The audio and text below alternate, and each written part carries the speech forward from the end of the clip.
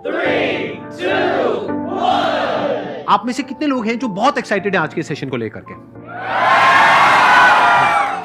तो अब मैं जैसे ही आपको नाम बताऊंगा उनका, जो हमारे आज के गेस्ट हैं, तो आपका जो एक्साइटमेंट लेवल है वो और बढ़ जाएगा। ये बताने से पहले कि गेस्ट कौन है, मैं आपको थोड़ा सा बताता हूँ YouTube के बारे में। YouTube में क्या है कि पूरे वर्ल्ड की अगर बात करी जाए तो करोड़ों चैनल्स हैं जो अलग अलग जॉनर्स में है, अलग अलग कैटेगरीज में है। उसमें से दो बड़ी कैटेगरीज हैं, मोटिवेशन और एजुकेशन।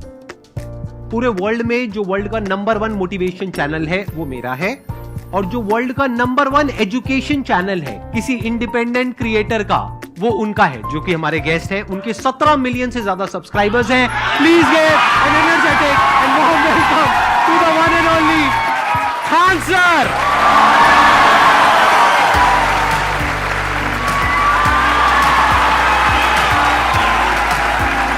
क्या हाल चाल जी, कैसे हैं आप?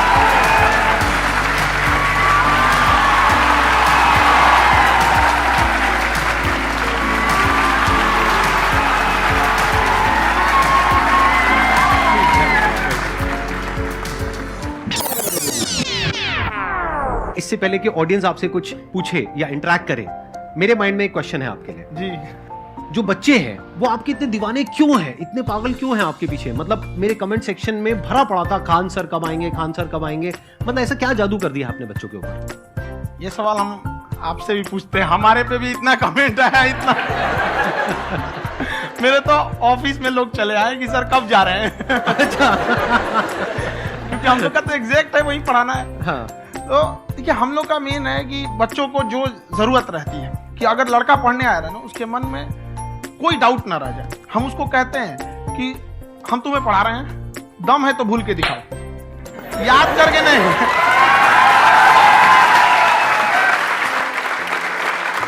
प्लस आप जिस प्राइस पॉइंट पे पढ़ा रहे हैं, आई थिंक वो सबसे कम है, वो बहुत ही कम है। सर, ये जो फीस का कल्चर है, ये हमारा इंडियन कल्चर नहीं है। हमारा इंडियन कल्चर गुरु दक्षिणा है, उस हिसाब से वो सही है। ऑक्सीजन जैसे जिंदगी के लिए जरूरी है, वैसे एजुकेशन जरूरी है। कोई ये नहीं कह सकता है कि पैसे की वजह से वो खान सर के यहाँ से लौट गया। क्या बात है।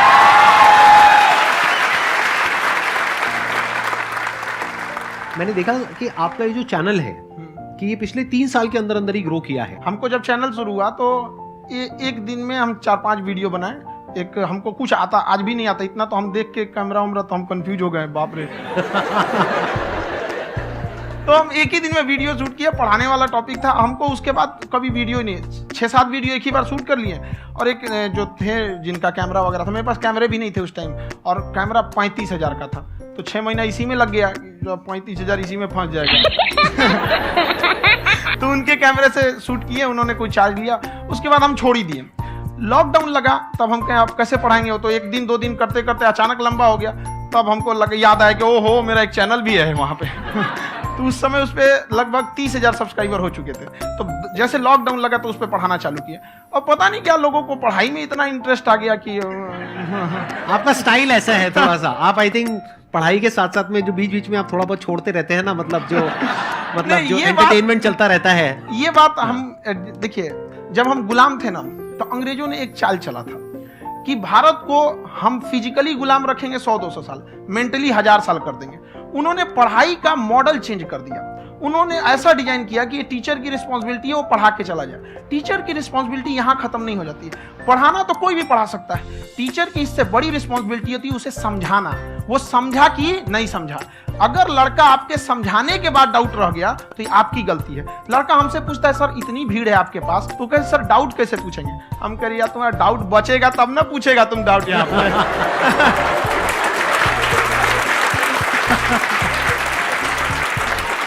कॉन्फिडेंस नेक्स्ट लेवल है खान सर का, मानना पड़ेगा। और शायद यही वजह है इनकी जो ग्रोथ है उसका। किसी ने शायद सपने में भी नहीं सोचा होगा कि पिछले 2 साल के अंदर अंदर जो आपके चैनल की ग्रोथ हुई है, जैसे आप खुद ही बता रहे हैं कि लॉकडाउन के टाइम पे आपके 30,000 के करीब सब्सक्राइबर्स थे, आज की डेट में 17 मिलियन है।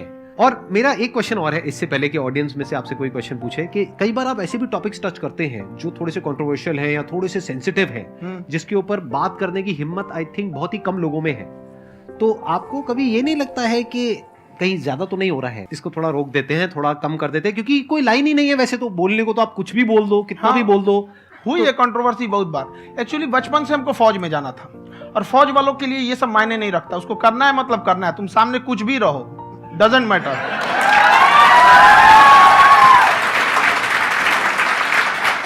और मैंने YouTube पे देखा कुछ वीडियोस में कि आपका जो इंस्टीट्यूट है वहां पर आज से कुछ साल पहले कुछ बम गिरे थे। हाँ, कुछ गिरे थे, कुछ तो बहुत सॉलिड जगह गिरा था, फटा नहीं वो। मतलब आपके आसपास? हाँ, बम को भी पता है कि टीचर की इज्जत किया जाता है। क्या बात है, क्या बात है।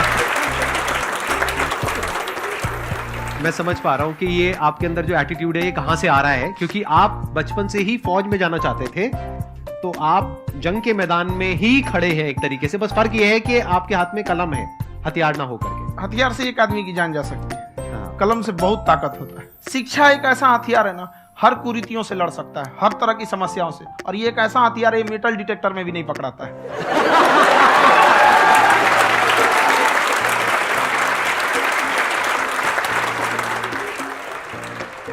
मेरा क्वेश्चन ये है कि अभी प्राइवेट ऑर्गेनाइजेशंस में पीटने का, पनिशमेंट का ये सिस्टम जो है खत्म हो गया है।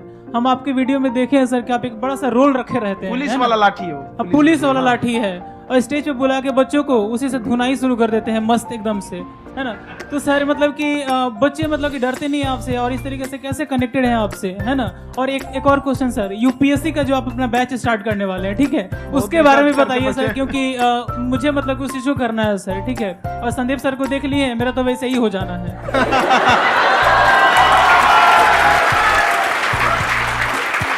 क्या हो जाना है? मेरा पूरा कंप्लीट करो। I'll be an IAS officer next year because I have seen you, sir. My day is like complete, sir. All the best. Thank you so much, sir. Thank you. पूरा बोला करो। हाँ। Thank you. देखिए, लड़कों को जहां तक पीटने की बात है, जब पढ़ाने की बात आएगी तो उसको हम पूरे बेहतरीन ढंग से पढ़ाएंगे। लेकिन जब सजा देने की बात आएगी ना, तो वो भी बेहतरीन ढंग से होगा। ऐसा थोड़ी होगा कि बस एक ही चीज बेहतरीन ढंग से होगा।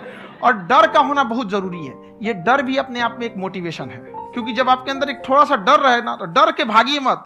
एक ऐसा डर जिसको आप लगे कि नहीं नहीं थोड़ा सा और करने की जरूरत है, फिर तो ये हम इसको क्रॉस कर जाएंगे आप। तो लड़कों के अंदर ये डर बनाना भी जरूरी रहता है। और रही बात यूपीएससी वाले की, जो आपने बोला, बहुत सारे लड़के वेट कर रहे हैं यूपीएससी की, क्योंकि 2-2.5 लाख फीस सारे लोग एफोर्ड नहीं कर सकते। और हमारा वही रहता है, हम तो ज्यादातर हमारे स्टूडेंट देखेंगे तो किसी के रिक्शा वाला, सब्जी वाला, यही लोग, इनको तो 2.5 लाख रुपए, इनके पास पूरी संपत्ति नहीं होती है, फीस कहाँ से भरेंगे वहां पे, उसके बाद रहेंगे कहाँ से।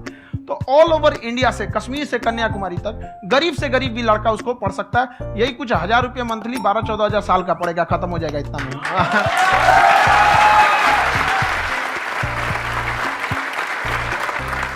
ये जो डंडे वाली बात इन्होंने कही, ये सच है? मतलब आप हाँ, सच में एक डंडा रखते हो? पुलिस का ही है वो। और मारते हो? हाँ, कि मतलब अगर कोई लड़की छेड़ता है या ऐसा कोई भी उल्टा नहीं, पुल्टा काम पढ़ाई करता लिखाई है, कुछ भी गलती करेंगे तो पिटाएंगे वो यहाँ पे, कैमरे पे, ऑन कैमरा, जैसा भी रहे, कुछ भी पिटाना तो उनको फिक्स है। एक तो कोई मतलब विधायक जी थे, उनके लड़का को पीट दिए, तो चला दल बल लेके अपना वहां पे। उसने घर पे नहीं बताया था कि सर ने पीटा है, बस बोल दिया कोचिंग में पीटा है। बाद में पता चला हम पीटे हैं, तो उसके पिताजी मेरे सामने और पीटे।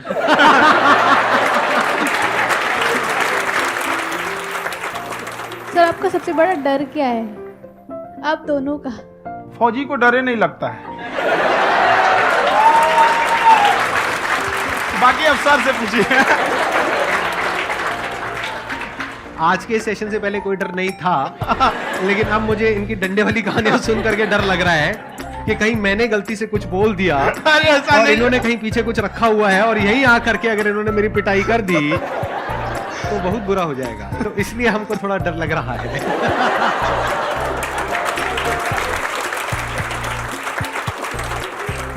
आपकी डेली कितने घंटे क्लासेस होती हैं? 6-7 घंटे। अभी भी खुद ही करते हो आप? हाँ, खुद ही हमारे स्टाफ परेशान रहते हैं। हम 1:30-2 बजे सोते हैं, सुबह 6 बजे उठ जाते हैं, परेशान रहते हैं। यार इतना क्यों करते हो, है ना? कभी क्योंकि उनको भी साथ साथ लगना पड़ता है ना। उनको साथ साथ लगना पड़ता है। हम जग गए तो कोई सोया थोड़ी रहेगा, परेशान रहता, दिन में सोते ही नहीं है बेचारा, कहीं कहीं जाके सोते रहता है। तो हम सीट बांध दिए कि भाई तुम इस समय सो जाना, तुम इधर सो जाना। आपकी शादी हो गई है? नहीं हुई अभी? मेरी खुशहाली देख के आप आइडिया लगा सकते हैं।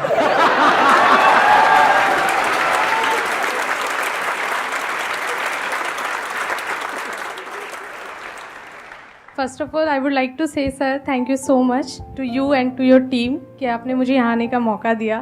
एंड सर अब तक मैंने आपको सिर्फ फ़ोन या लैपटॉप में ही देखा है दोनों को, आज फर्स्ट टाइम लाइव देख रही हूँ तो बहुत अच्छा लग रहा है। तो मेरा क्वेश्चन ये है सर आपसे, जब हम लाइफ में कोई डिसीज़न लेते हैं कि हमें ये पर्टिकुलर चीज़ करनी है, और क्योंकि हम डिसीज़न लेते हैं तो हमारी आदत है कि पहले हम 4 लोगों से पूछते हैं कि तू बता तेरी क्या राय है, तू बता तेरी क्या राय है। तो उनमें से अगर कोई हमें कह देता है कि ये बेकार डिसीज़न है मत कर, तो हमारा माइंड कहीं ना कहीं डाइवर्ट होने लगता है और उसकी वजह से हम अपना डिसीज़न चेंज कर देते हैं। तो मेरा क्वेश्चन ये है कि कैसे हम अपने डिसीज़न पे स्टिक रहे, कैसे हम जो दूसरे के ओपिनियन है उनको अफेक्ट ना होने दें अपने ऊपर। दूसरे से सलाह लेने से पहले एक बार खुद उस पर रिसर्च कर लेना चाहिए, ताकि आप सामने वाला क्या सलाह दे रहा है आपको समझ में आना चाहिए। यहाँ पर ऐसा नहीं है कि कई बार ऐसे होते हैं कि दूसरे वाले को एक्सपीरियंस होता है, तो अगर आपको पहले से आइडिया है, उसके बारे में आप बेहतरीन ढंग से रिसर्च किए हैं कि क्या इसमें प्लस पॉइंट है क्या निगेटिव है, उसके बाद आप किसी से सलाह लेने जाइए। ये नहीं कि मन में आया सीधा बताओ, गड़बड़ा जाएगा तुम। आप पहले आपको R&D करना पड़ता है, समझ में आया कि नहीं। और जिंदगी हो या गाड़ी, जीतेगा वही जो टाइम पे गियर चेंज कर रहा है। तो डिसीजन चेंज करना बहुत ज्यादा गलत नहीं है। इन्होंने बहुत अच्छी बात कही है और मैं इसी बात पे थोड़ा सा और ऐड ऑन करूंगा कि ये जो आपने कहा ना कि अपने डिसीजन पे स्टिक कैसे रहे, ये कोई अच्छी क्वालिटी नहीं है, क्योंकि टाइम टू टाइम आपको अपने डिसीजंस को चेंज करना होता है। जैसे आपने 4 लोगों से डिस्कस किया, कोई इंसान कुछ पॉजिटिव बोल रहा है, कोई नेगेटिव बोल रहा है, उससे फर्क नहीं पड़ना चाहिए। डिपेंड ये करता है कि वो जो बोल रहा है उसका बेसिस क्या है, क्या वो किसी नॉलेज या एक्सपीरियंस के बेस पे बोल रहा है या ऐसे ही कुछ भी बोल रहा है। ऐसे ही बोल रहा है तो फिर उसकी बात पे ध्यान क्यों दे रहे हैं। अगर किसी नॉलेज या एक्सपीरियंस के बेस पे बोल रहा है, फिर चाहे वो पॉजिटिव बोल रहा है चाहे नेगेटिव बोल रहा है, दोनों ही मायने रखता है। उसके बाद में रिसर्च करनी है और फिर रिसर्च करने के बाद में फाइनल डिसीजन अपना खुद का होना चाहिए। अब वो डिसीजन उससे अलग भी हो सकता है जो आपने पहले लिया था, और वो सेम भी हो सकता है। सर मेरा क्वेश्चन दोनों से है आपसे, how to deal procrastination and laziness. हमारा ब्रेन है ना, ये बहुत आलसी टाइप का, इसको आराम खोजना पसंद है। अब थोड़ा सा भी अब इसको आराम की ओर लेके चले गए ना तो फिर उधर ही रहेगा। आप सोचेंगे 10 मिनट आराम कर लेते हैं ना, तो 10 मिनट 2 घंटा बना देगा। उसको टॉर्चर कीजिए, चल 10 मिनट बाद में। उसको आप उस पर हावी मत, वो कह रहा है कि हमको आराम चाहिए, आपको हाँ आराम मिलेगा, पहले काम फिर मिलेगा आराम। तो आप उसके हिसाब से मत चल। आपका मन कर रहा है थोड़ा सा देख लेते हैं, कोई नोटिफिकेशन आया, आप कोई काम कर रहे हैं, क्यों पहले काम कर लीजिए, बाद में देखिएगा ना नोटिफिकेशन। आप हावी मत होने दीजिए यहाँ पे। अगर आप 5 मिनट भी थोड़ा सा लूज पड़े ना, थोड़ा सा कमर सीधा कर लेते हैं, 2 घंटा बर्बाद कर दिया आपको। हावी मत होने दीजिएगा उसको अपने ऊपर। प्रोक्रेस्टिनेशन को तोड़ने का एक ही तरीका है, सबसे छोटे लेवल पे ले जा करके उस गोल को तोड़ दो। यानी वो गोल बहुत बड़ा है, उसको ब्रेक डाउन करो, उसके सबसे पहले स्टेप पे आ जाओ कि उसको अचीव करने का सबसे पहला स्टेप क्या है। जैसे गाड़ी चलाना सीखना है, उसका सबसे पहला स्टेप क्या है। अगर घर में कोई नहीं है सिखाने वाला या सिखाने वाली, तो बाहर जा करके जो गाड़ी का ड्राइविंग स्कूल है उधर जा करके पैसे दे दो। अब फंस गए ना तो फंसा दो अपने आप को। दिमाग ये लगाओ कि अपने आप को कैसे फंसाया जाए। जब हम फंस जाते हैं ना तो फिर हमको वो काम करना ही पड़ता है। Then there is no looking back. जब तक आप सोच रहे हो तब तक सोच रहे हो, उसको बोलते हैं पैरालिसिस ऑफ एनालिसिस, कि आप सोचते चले जा रहे हो अपने माइंड में, मैं ये करूंगा वो करूंगा वो करूंगा वो करूंगा, और प्रोक्रेस्टिनेट हो रहा है, वो चीज टलती चली जा रही है। तो उसको छोटे से छोटे लेवल पे ब्रेक डाउन करके उसको कर दो, दैट इज नंबर 1। और जैसे ही करना शुरू करते हो, कोशिश करो कि उसको जब तक कि आप सही से नहीं कर लेते हो उसको छोड़ना नहीं है, तो आपकी लेजीनेस भी खत्म हो जाएगी। कई लोगों को तो हमने देखा जो सप्ताह में कुछ भी नहीं करता, वो भी संडे को आराम कर रहा है। वैसे कहा भी जाता है कि अगर कोई काम आपको करवाना है ना, तो ऐसे किसी इंसान को दो जो बिजी है। ऐसे आदमी को मत दो जो खाली है। ये परफेक्ट एकदम। किसी को भी आप देखिएगा जिसको आप कहते हैं कि मतलब थोड़ा ठीक ठाक आप समझते हैं कि नहीं ये बहुत आगे निकल, वो एक काम को खत्म करने के बाद कभी आराम नहीं करेगा। एक काम खत्म हुआ उसको लगेगा हाँ एक खत्म हो गया, अब दूसरा करना चाहिए। और वही जिसको देखिएगा एक खत्म हो गया और आराम करना चाहिए, कभी नहीं, लाइफ में आखिरी सांस तक। सर यहाँ पे सब हिंदी में पूछते हैं, इंग्लिश में पूछते हैं, मैं भोजपुरी में पूछूं? जौन भाषा ठीक लगे तोने में पूछ दो। हाँ सर।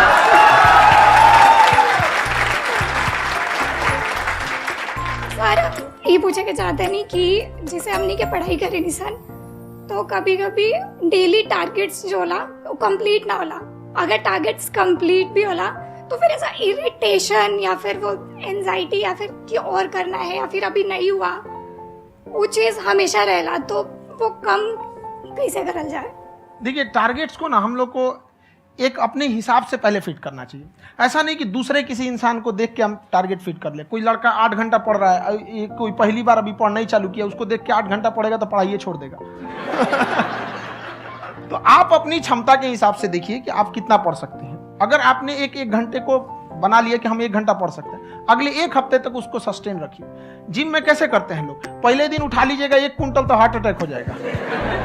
तो वो धीरे धीरे टारगेट सेट कीजिए और अपनी क्षमता को भी देखिए। हर इंसान की क्षमता अलग है। कंगारू को देख के हाथी छलांग मारेगा, पैर तोड़ के बैठ जाएगा।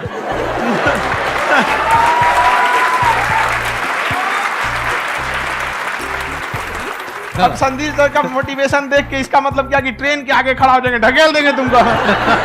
हालांकि ऐसा कर देते हैं, लेकिन ऐसा करिएगा लोग नहीं, क्षमता पता होना चाहिए। आपके अंदर एंजाइटी हो रही है कि मैंने कर तो लिया है।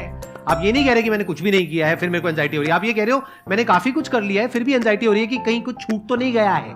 तो बेसिकली आपको ये देखना है कि अगर आपके अंदर ये एंजाइटी हो रही है, that means you are a very good student. आप एक अच्छे स्टूडेंट हो। क्यों? क्योंकि बहुत सारे स्टूडेंट्स तो ऐसे हैं उनको पढ़ने के नाम से एंजाइटी होती है। तो आपको एंजाइटी हो रही है कि मैंने पढ़ लिया। दिन में मानो 8 घंटे का आपने टारगेट सेट किया और 6 घंटे पढ़ लिया, या मान लो 8 घंटे भी पढ़ लिया, फिर भी एंजाइटी हो रही है कि मैंने 10 घंटे नहीं पढ़ा। तो ये तो अच्छी क्वालिटी है ना, ये तो एक ब्रिलियंट स्टूडेंट की क्वालिटी है। क्योंकि एंजाइटी उसी को होती है जो केयर करता है, जिसको परवाह है, उसी की तो एंजाइटी होती है। जैसे माँ को अपने बच्चे की, जैसे एक माँ को अपने बच्चे को लेकर के एंजाइटी होती है। हंस लो मजाक उड़ा लो मेरा।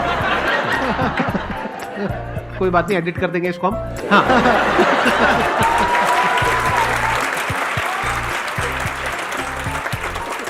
जैसे एक माँ है, उसको अपने बच्चे को लेकर के एंजाइटी होती है, थोड़ी सी भी तबीयत खराब हो जाए उसको एंजाइटी होती है, चाहे बच्चा ठीक भी है, डॉक्टर को नहीं होती है। क्यों? क्योंकि माँ को उस बच्चे से प्यार है। तो दैट मीन्स कि आप अपनी पढ़ाई को लेकर के सीरियस हो, इस वजह से आपके अंदर एंजाइटी हो रही है, विच इज नॉर्मल।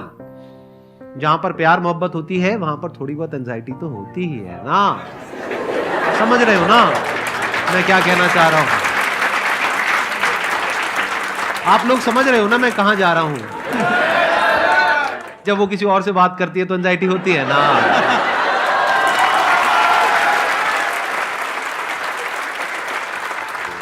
सर, आपकी स्टोरी हमने सुनी थी, तो एक टाइम आया था जब आप गंगा किनारे जाके बैठ गए थे। उस समय आपको कुछ समझ नहीं आ रहा था, तो उस समय मतलब आपने ये डिसीजन कैसे लिया कि अब आगे नहीं, यहाँ से वापस जाना है? रास्ता ही नहीं था। घर जाने के लिए एटलीस्ट 90 रुपए चाहिए थे, जेब में 40 रुपए थे। कैसे घर जाते हैं? और हम गंगा के किनारे चुपचाप बैठे बैठे हम कहीं क्या बहुत टेंशन हो गया, अब घर जाना चाहिए। रूम पे तो किराए के रूम पे ही आदमी सारे लोग रहते हैं। गए वहां पे तो रूम लॉक हो गया था। तुम खटखटाए तो ऊपर से गुस्सा से बोले जो ऑनर थे, क्या टाइम हो गया है? तुम 9-10 बज रहा होगा। घड़ी देखिए तो 2 बज रहा था, रात का 2-2:30 बज गया था। टेंशन में आप तो होता है, कई बार ऐसा समय आएगा कि लगेगा जैसे अब कुछ नहीं हो सकता है। तो इससे घबराना नहीं है। कभी कभी गुच्छे की आखिरी चाबी भी ताला खोल देती है। जो बातें आपने बताई कि घर में प्रॉब्लम्स ये तो बहुत लोगों ने फेस करी वहां पर। आप अकेले नहीं है, बहुत लोगों ने ये प्रॉब्लम्स फेस करी, बहुत तरह की प्रॉब्लम्स देखी, बहुत तरह की स्ट्रगल्स देखी, लेकिन वो सब इतने कामयाब नहीं हो पाए जितने कि आप हुए। तो आपके अंदर ऐसा कुछ ना कुछ है जो औरों के अंदर नहीं है। तो वो मैं जानना चाह रहा हूं कि वो ऐसा क्या था जहां से कि आपका दिमाग यहां तक सोच पा रहा है कि मैं पूरे इंडिया में इतने बड़े लेवल का चेंज लेकर के आ सकता हूं, एजुकेशन फील्ड में रेवोल्यूशन लेकर के आ सकता हूं। ये सोचना ही बहुत लोगों के बस का नहीं है। मेरी एक खुद की थिंकिंग, अगर हमको कोई 100 रुपए किसी काम के लिए दिया, हम सबसे यही करते हैं, तो हम कोशिश करते हैं उसे 200 का रिटर्न दे। अगर कोई हमसे 200 रुपया फीस दे रहा है, 250 दे रहा है, तो हम उसको ये कोशिश करते हैं कि तुम्हें ऐसा लगे कि नहीं भैया हमने 10-20 हजार का पढ़ लिया यहाँ पर। वो ईमानदारी से कभी कमी नहीं। और हमेशा अगर हम प्रॉमिस X का करते हैं तो डिलीवर 4X करना चाहते हैं। ध्यान से सुनना और ध्यान से समझना इस फर्क को। अगर आप समझ पाए तो बहुत आगे जाओगे लाइफ में। एक वो होते हैं जो ये सोचते हैं कि हमें सब कुछ मिल जाए, हमें कुछ भी करना ना पड़े। दूसरी कैटेगरी होती है लोगों की जिनको जितना मिलता है उसमें भी चोरी चकारी करते हैं या कोशिश करते हैं कि उससे कम दे सामने वाले को जितना कि हमें मिल रहा है। तीसरी कैटेगरी होती है लोगों की जो इनके जैसे लोग होते हैं। वो क्या करते हैं? वो ये सोचते हैं कि अगर मैंने किसी से 1 रुपए भी लिया, देखा जाए तो 200-250 रुपए कुछ भी नहीं होता है, 200-250 रुपए अगर मैंने लिया तो कैसे उसको 400 रुपए की वैल्यू दूं। ये जो थिंकिंग है ना, यही एक फर्क होता है एक ऐसे इंसान में जो बहुत आगे निकल जाता है और उस इंसान में जो मीडियोकर रह जाता है। आप अपने आप को अपने आप के ऊपर समय दीजिए, उसको डेवलप कीजिए। जब आप अपने आप के ऊपर खर्च करते हैं तो आने वाले समय में लोग गूगल पे आपको सर्च करते हैं। क्या बात है सर, ये आपने अभी बनाया है या ये कोई पुराना आपका वो है? बनते रहता है इसे। फ्लो में बन जाता है। आपके अंदर ना सर एक कवि छुपा हुआ है कहीं ना कहीं, जो बाहर आना चाहता है। कभी ना कभी आपने सोचा होगा कुछ? हाँ, कभी कभी देखिए, एक चीज है, संगत का बहुत अच्छा असर पड़ता है। ये चीज को हमेशा, संगति का मतलब लोग हल्के में ले लेते हैं। संगति का मतलब होता है संग संग गति। तो अच्छे लोग के साथ रहेंगे तो संग संग अच्छी गति होती जाएगी, खराब में रहेंगे तो ये भी होता है। बट अपने आप को थोड़ा सोचना चाहिए कि हम केवल जी के मर जाएं इसके लिए नहीं आए हैं। लोग कहते हैं कि सर नाम क्यों नहीं बताते अपना। हमारी एक ही सोच है कि जाने के बाद इस दुनिया से हमको मतलब एक चीज देना चाहते हैं स्टूडेंट्स को, कि वो याद करें कि इस पैसे की भाग दौड़ की दुनिया में हर कोई दोनों हाथ से लूटने में लगा है, खाली हाथ जाने के लिए ये सबको लगा है। तो हर कोई को ये सोचना चाहिए कि था कोई इंसान जो इतने कम फीस में इतनी शिक्षा जो महंगी थी, जो कमाने का रास्ता था, उसको भी एकदम कंपटीशन इतना कर दिया कि अब लोगों को अपनी फीस बढ़ाने में डर लगता है कि अरे यार, लड़का कमेंट करता है कि खान सर इतना ले रहे हैं, आप बहुत बड़ा टीचर हो गए।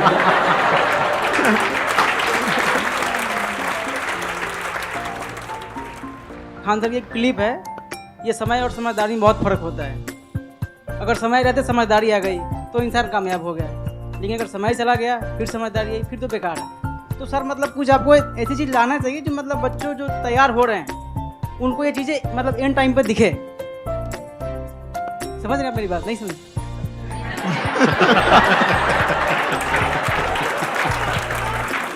यही होता है सर का मोटिवेशन ज्यादा हो जाता है। जब आप स्ट्रगलिंग फेज में हैं तो कम से कम चीजों को अपने ऊपर खर्च कीजिए, ज्यादा से ज्यादा सीखने में खर्च कीजिए। अगर आपको राजा बनने का शौक है तो गुलाम की तरह मेहनत करना सीखिए, तब राजा बनेंगे।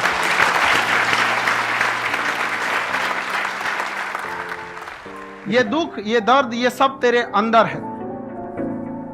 तू अपने बनाए इस पिंजड़े से बाहर निकल के देख, तू अपने आप में एक सिकंदर है।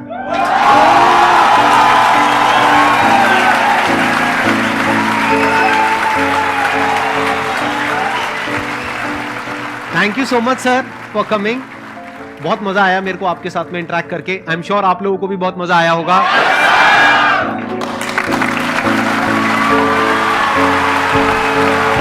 Thank you so much ji.